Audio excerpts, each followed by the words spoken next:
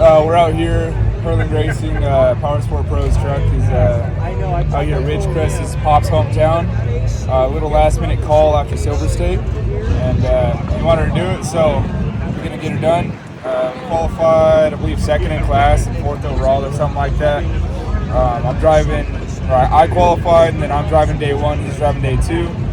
Kind of wasn't ready for this, but we'll get it figured out. Had to drop the seat back and move the steering wheel a little and get comfortable, but she did all right.